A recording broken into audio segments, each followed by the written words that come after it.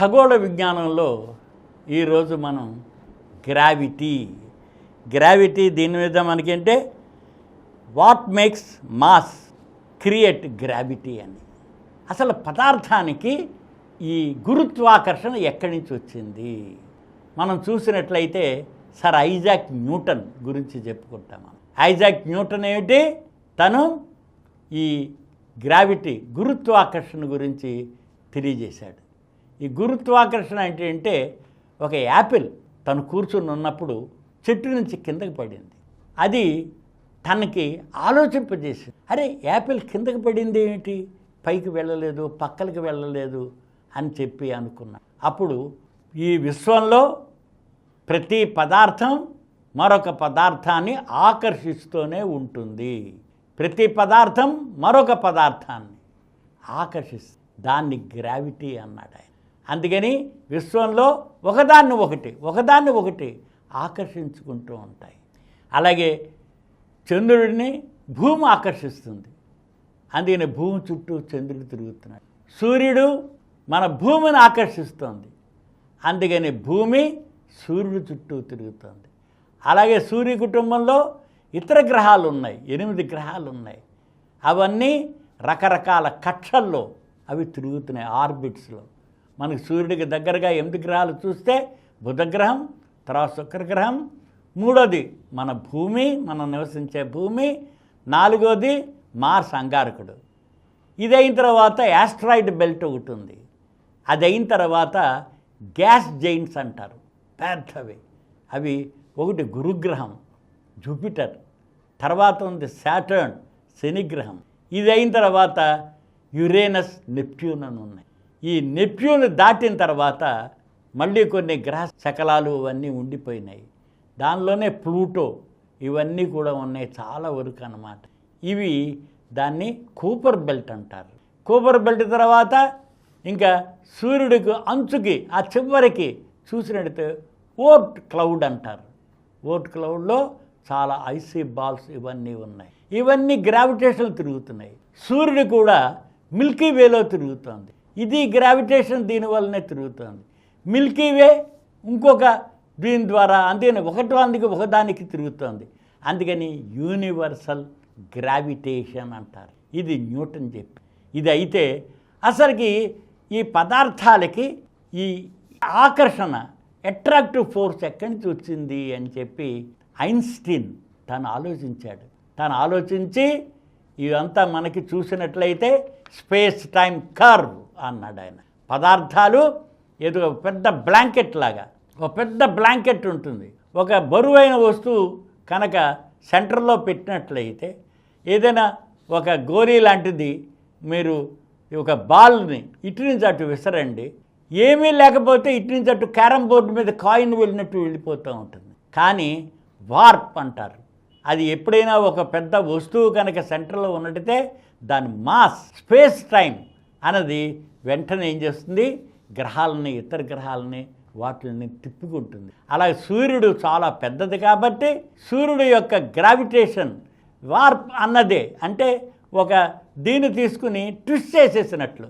ఇప్పుడు బట్టలు ఉతుకుతారు, ఓ బ్లాంకెట్ ఉంటుంది, ఓ టవల్, దాన్ని మీరు స్క్వీజ్ చేస్తారు, తిప్పేస్తారు. ఎలా అయితే ఇచ్చేస్తారో, లేకపోతే ఒక దీనికి ఒక బకెట్ ఉంటుంది, అడుగున చిల్లుపడి సడన్గా వాటర్ అంతా కిందకి డ్రాప్ అవుతుంది అనుకోండి, ఒక సుడిగుండంలాగా ఏర్పడుతుంది, వార్పు అవుతుంది అన్నమాట. అది అంటే లోపలికి ఏదైనా పైన ఉన్నట్లయితే అవన్నీ దాని చుట్టూ తిరగడం మొదలు పెడుతుంటాయి. మీరు సుడులు చూస్తూ ఉంటారు. సుడులు ఎలా అయితే రౌండ్గా తిరుగుతాయో అలా, దట్ ఈజ్ గ్రావిటీ. అది గ్రావిటీని తయారు చేస్తోంది అని చెప్పి మనకి ఐన్స్టీన్ చెప్పాడు.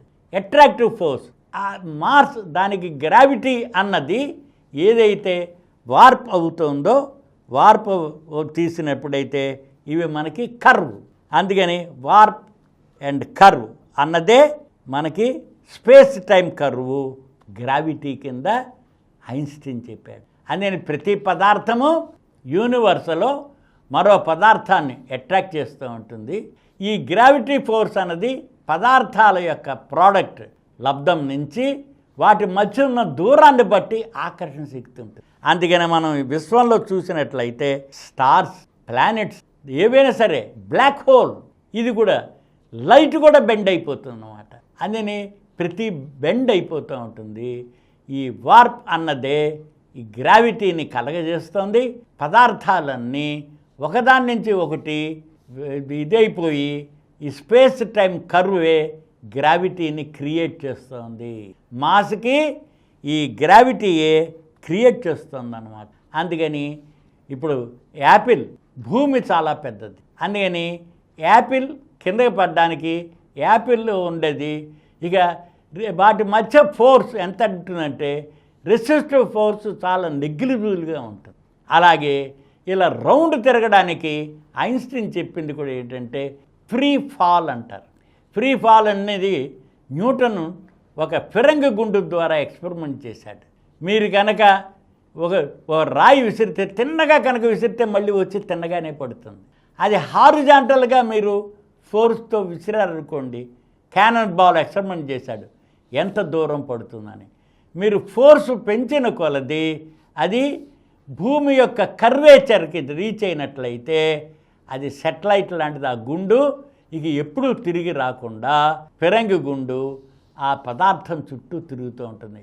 ఇప్పుడు మన భూమి మీద నుంచి మనం సెటిలైట్ పంపిస్తున్నాం 250 మైళ్ళు, అలాగా 300, 400, 500 దానిలో అవి ఏమవుతాయంటే భూమి చుట్టూ తిరుగుతూనే ఉంటాయి.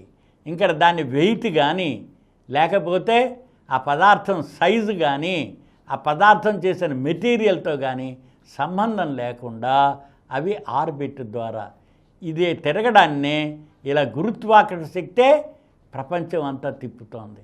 వీటిని స్టడీ చేసే మనం దాన్ని ఉపయోగించుకుంటున్నాం.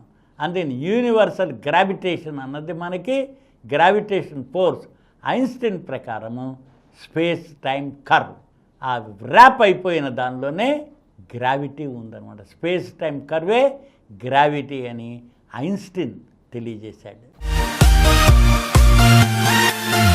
ఈ కార్యక్రమం మీకు ఎంతో నచ్చింది కదా.